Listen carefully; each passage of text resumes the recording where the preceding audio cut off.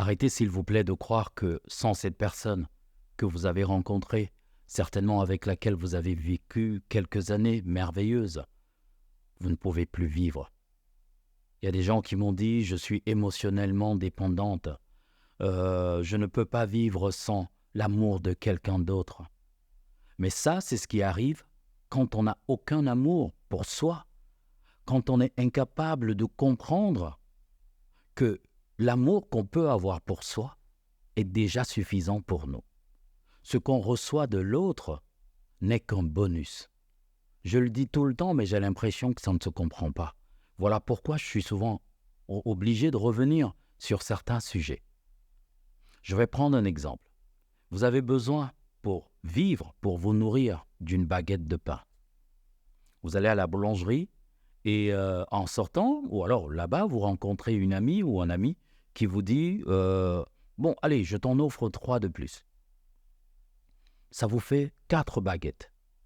Et en marchant, vous perdez les 3 baguettes parce que vous avez fait une chute, 3 baguettes sont tombées. Vous êtes triste, vous vous dites que votre journée est foutue, ces baguettes, machin et tout. Sauf que, oui, vous avez perdu des baguettes que vous auriez peut-être pu consommer le lendemain. Mais on sait très bien que vous avez juste besoin d'une baguette. Vous avez déjà le minimum et il est encore entre vos mains. Ce que vous avez perdu, c'était le supplément, c'était le bonus. Quand on se met dans une relation, l'autre ne nous apporte pas vraiment du bonheur. L'autre essaye peut-être aussi, ça peut être une forme de sécurité, ça peut être un certain nombre de choses, mais quand on vient sans bonheur, quand on est vide à l'intérieur, l'autre peut nous aider à retrouver ce bonheur en nous, mais ce n'est pas notre partenaire qui nous donne du bonheur. Et quand on est conscient de cela, quand on est conscient de sa valeur, ce qu'il se passe, c'est que même si les autres personnes, ou alors votre partenaire, vous néglige, aussi longtemps que vous connaissez votre valeur, cela ne vous affecte pas. Au contraire, vous avez l'impression que peut-être cette personne est aveugle, ou alors peut-être qu'elle ne voit pas très bien les choses, parce que vous connaissez votre valeur. Par contre, quand vous doutez de cette dernière, tout le monde peut vous convaincre de n'importe quoi. C'est pour cela que vous allez pleurer si on vous dit que vous ne valez rien. Quand on vous menace de vous quitter, vous vous sentez triste. Vous n'osez pas dire des choses, prendre des décisions importantes parce que vous avez peur de perdre, l'amour de votre vie, votre moitié et tout le reste. Mais non, l'autre n'est pas votre moitié. Vous n'êtes pas la sienne. Tous les deux, vous êtes des éléments qui composent le couple. J'ai d'ailleurs fait une vidéo là-dessus. Mais je veux dire qu'arrêtons d'être dépendants des autres.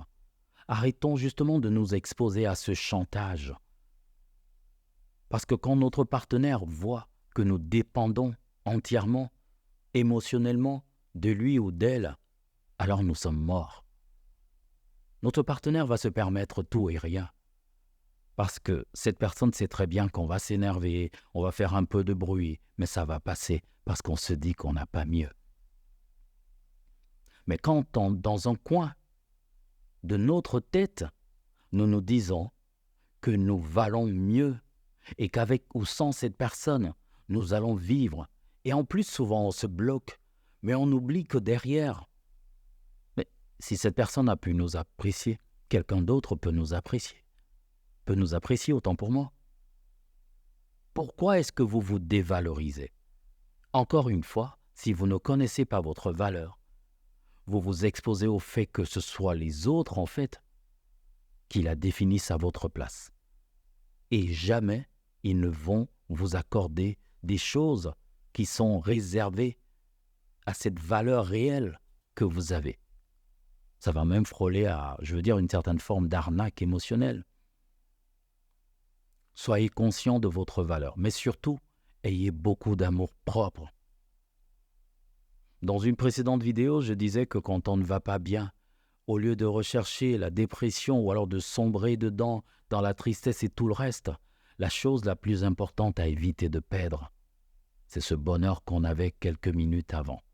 Ça, c'est ce qu'on doit s'interdire de perdre. Et comment le faire? C'est simplement en évitant toutes ces pensées qui vont éloigner ce bonheur. Dans une vidéo, je disais que nous devons consulter notre bonheur. Constamment, nous devons le consulter. C'est important. D'ailleurs, je pense que je vais faire une vidéo entière là-dessus. Donc, aimez-vous suffisamment. Ne perdez jamais pour qui que ce soit, pour quelque raison que ce soit, pour quelque dépendance ou attachement que ce soit, cette joie que vous avez à l'intérieur. Parce que parfois, vous risquez d'oublier le chemin qui conduit à cette dernière. Et là, vous sombrez dans tout ce qui est mauvais et finalement, vous vous transformez. Ne perdez pas la joie que vous avez à l'intérieur, la paix du cœur avec laquelle vous vivez encore aujourd'hui.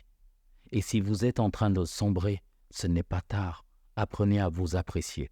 Recommencez à faire toutes ces choses qui vous donnaient de la valeur. Et même quand vous êtes en relation, n'oubliez pas de toujours être dans la joie et arrangez-vous pour que votre joie ne dépende pas toujours de votre partenaire.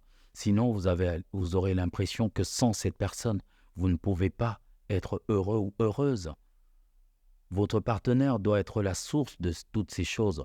Vous devez être la source également de ces choses. Mais n'oubliez pas que vous avez également votre propre petit ruisseau à côté. Et là, vous seul y avez accès. Voilà, c'est tout pour cette vidéo. N'oubliez pas de la partager si vous l'avez trouvée utile. Bye bye.